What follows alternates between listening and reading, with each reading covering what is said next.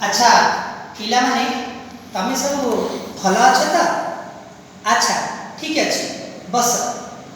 आज तुमर षष्ठ श्रेणी विषय अच्छी इतिहास आ प्रसंग अच्छी इतिहास विषय रे धारणा। मु गत कालांश तुम मानकु से संबंध रे किछि अवगत करैथिली। आज किंतु इतिहास जानिबार उपादान संबंध रे आमे किछि जानिबा। आज इतिहास जानिबार उपादान गुड़िक हौची दुईटी भाग रे विभक्त करा जायछि। गोटिए हौची प्रत्नतात्विक उपादान आ गोटिए हौची साहित्यिक उपादान।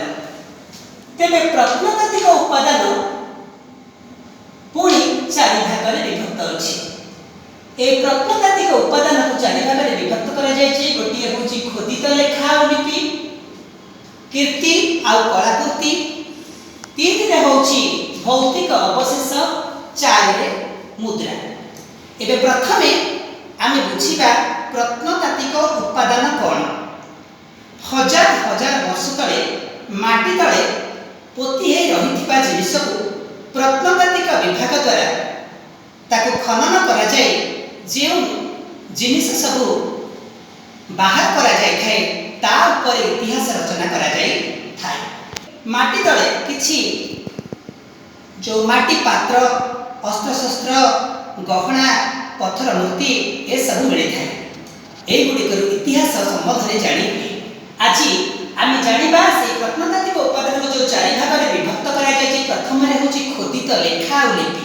खोदित लेखा लिपि कोन ना जहा को खोली की लेखा हुए, पत्थर ऊपर खोली की लेखा हुए, पत्थर ऊपर लेखा होई थाए, पशुर चमड़ा ऊपर लेखा हुए। आउ ये सब आउ लिपि कोन जो लेखा गुडी को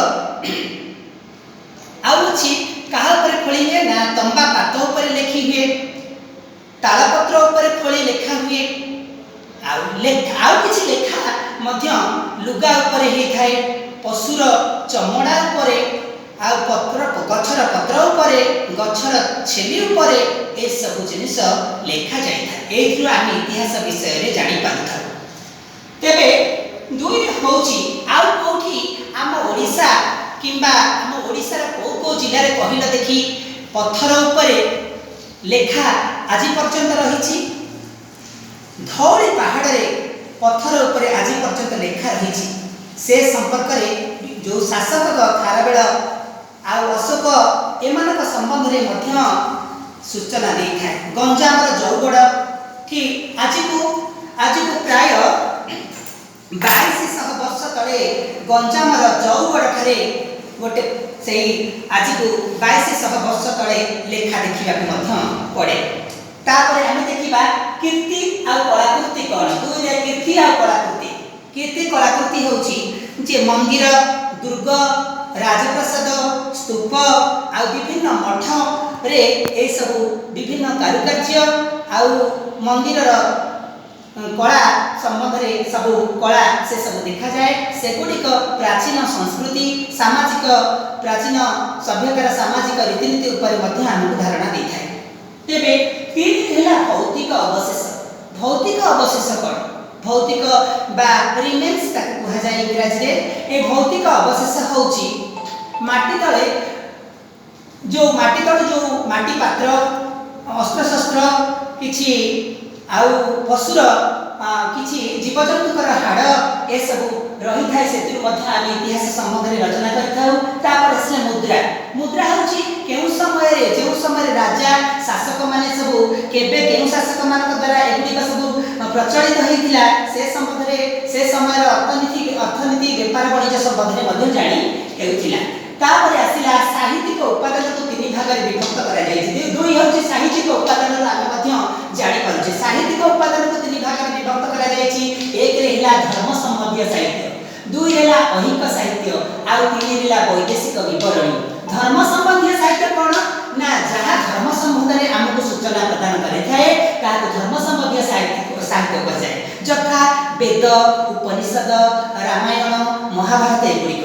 वेद चारि प्रकार तुम जानिछ ऋक्, साम, जो अथर्व सेमती उपनिषद अछि कठोक उपनिषद मंडूक उपनिषद सेमती पुराण होची अष्टादश पुराण अछि वराह पुराण पद्म पुराण नृसिंह पुराण ए प्रकार अछि आ सेहि भली रामायण महाभारत तमे माने समस्त जानिछ धर्म संबंधी साहित्य को छाड़ी देले आउ किछि काव्य कविता लेखा जायतिला से समय रे सेमती ताके कहा जाय अहिक साहित्य आ ये अहिक साहित्य होची पाणिनि पतंजलि लिखिछंती किछि व्याकरण आ कालिदासकर रचनावली आ कौटिल्यकर अर्थशास्त्र एमिति गुडे लेखा से समय लेखा जायछि एगुडिक आ बाणभट्टकर हस्तचरित एगुडिक समाजर रीतिनीति से समय अर्थनीति आ शासन प्रणाली संबंध में हमको अवगत करे तापर आमे जानिबा तीन हेला वैदेशिक विवरण प्राचीन काल रे किछि वैदेशिक परिव्राजक माने आम देश को भ्रमण रे आसीथिले से समय तांको भ्रमण कहानी रे से सब भारतर